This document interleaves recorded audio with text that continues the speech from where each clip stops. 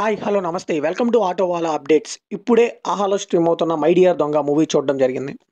So, 1 hour 45 minutes run టైమ్‌తో డైరెక్ట్‌గా ఓటీటీలో release అయింది ఈ మూవీ. ఈ మూవీ చూసాక నా ఎక్స్‌పీరియన్స్ చెప్పాలంటే స్ట్రిక్ట్‌లీ వన్ టైమ్ వాచబుల్.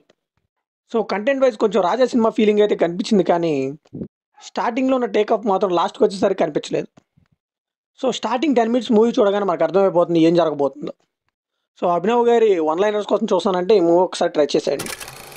ఈ మూవీని ఫ్యామిలీతో చూడొచ్చా అంటే అడల్ట్ కంటెంట్ ఏం లేదు. ఒక్క చోట లిప్ లాక్ ఉంది. అపార్ట్ ఫ్రమ్ దట్ చూడొచ్చు.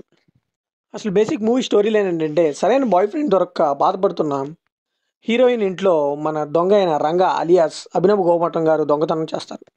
సో తర్వాత ఆమెకి ఏం జరిగింది, ఆమె జీవితం ఎలా మారింది అనేది remaining part of the movie. So ఈ మూవీలో పాజిటివ్ విషయానికి వస్తే ఒక దొంగ ఇంట్లో పట్టడం, తనతో తిను హెల్దీ ఫ్రెండ్షిప్ చేయడం, ఇదంతా మనం ఆల్రెడీ రాజా సినిమాలో చూసాం. అది వేరే లెవెల్ మూవీ అనుకోండి. సో ఈ మూవీలో కొంచెం షార్ట్ అండ్ స్వీట్గా చూపించినా కానీ కొంతవరకు బాగానే అనిపించింది దొంగ అండ్ అమ్మాయి రిలేషన్షిప్ అయితే. అండ్ ఫస్ట్ టైం దొంగ అమ్మాయితో మాట్లాడే కన్వర్జేషన్ కూడా చాలా కన్విన్సింగ్గా అనిపిస్తుంది. ఇదేంటి ఎంత ఈజీగా మాట్లాడేస్తున్నాడు అని అనిపించదు మనకి. అండ్ అలానే హీరోయిన్గా చేసిన శాలిని గారు అయితే షీ స్టీల్ ద షో అని చెప్పాలి. తన మెస్మరైజింగ్ పర్ఫార్మెన్స్తో అందరినీ ఆకట్టుకుంది.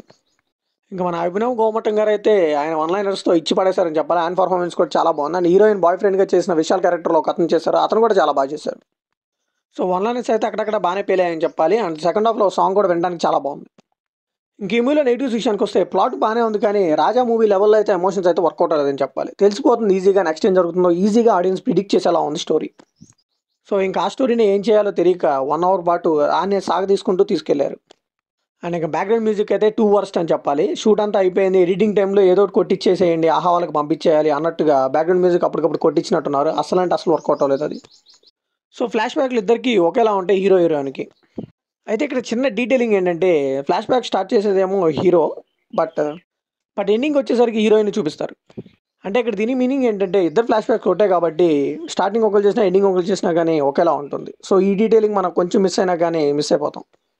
సో ఇదంతా ఈ మూవీ కూడా ఓల్డ్ టెంప్లెట్ లాగా ఎవరికో ఒకరికి స్టోరీ చెప్పడం, రివీల్ చేయడం అట్లానే స్టార్ట్ అవుతుంది ఈ మూవీ. అండ్ అలానే లీడ్ యాక్టర్స్ అయిన ముగ్గురు యాక్టర్స్ తప్పితే మిగతా వాళ్ళకి పెద్ద డైలాగ్స్ కూడా ఉండవు.